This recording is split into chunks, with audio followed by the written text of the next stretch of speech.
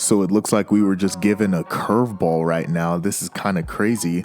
The Lakers are signing Damian Jones to a 10-day contract. From what I'm seeing, especially from Lakers fans, is that there's some mixed emotions about this. Some people really like this, some people don't. And I'm basically going to dive into what this move is about and what I think this means for the Lakers. Before we get into today's video, yo, what is up, guys? It is your boy, and I'm back here giving y'all another banger. And since I'm giving y'all another banger, if y'all could go ahead and drop a like on this video, and please subscribe if you enjoy basketball content.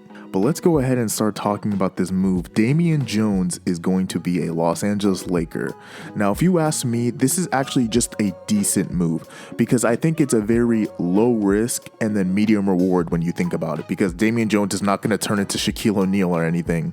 But I do think that when you think about it, it's just a 10-day contract. So even if it doesn't work out, it's not the end of the world. You still have your salary. So I think that in the end, this isn't something that people really should be hating on, because what I'm seeing from some people is that, oh, Damian Jones is 7 foot for nothing, and rightfully so. They might have their reasons, but I do believe that you shouldn't have high expectations out of Damian Jones, and that it's just a very low risk, medium reward type of thing. But there are some positives about Damian Jones if you are low on him that I do want to talk about, because I do believe that he does have some upside to him, and he might even find himself as a decent rotation player in the Lakers lineup. So I just want to go over some key points when it comes to Damian Jones and why you should give him even just a slight shot. One of the things that you should look for is the fact that Damian Jones is a player who's extremely efficient around the rim. And I know it's mostly just because he's catching lobs, but even if he's just catching lobs, the fact that he's so efficient at doing it is something that can be a very strong use. I think LeBron kind of misses that,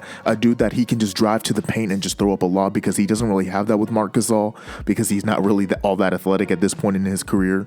So having a player that LeBron can just throw a lob to might even just be a very effective thing that you would want on your team. He shot around 68% the previous season with the Atlanta Hawks, which is pretty efficient, but you can also chalk that up to the fact that it was a very low usage. So there is some of that, and that he does have some great athleticism. Now, his athleticism is something that goes, it's usually just vertically. He's a very high leaper. He can jump out of the air, which also leads to him having a little bit of rim protection. You know, he did average a block, I think, a couple of seasons ago, and he only was playing around 17 minutes. So that might actually be a plus when it comes to the Lakers. Maybe just someone who can, you know, at least challenge somebody at the rim, because Marc Gasol at this point really isn't doing all that much, at least for right now. But like I was saying, his athleticism moving side to side isn't that great. He does not have great lateral quickness, and he does tend to be a little bit lost when it comes to a team. Sometimes he struggles with offensive and even defensive rotations, so that's also something that you want to look at when it comes to Damian Jones.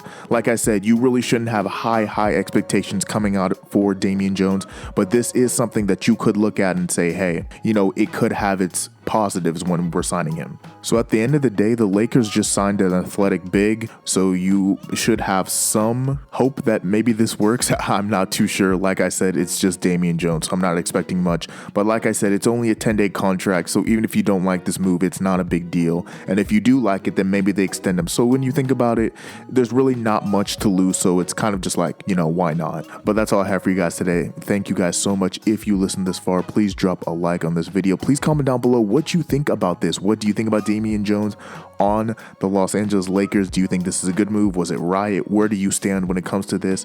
Do you like it at all? And please check out my other videos if you enjoy basketball content. But without further ado, guys, I am out. Peace.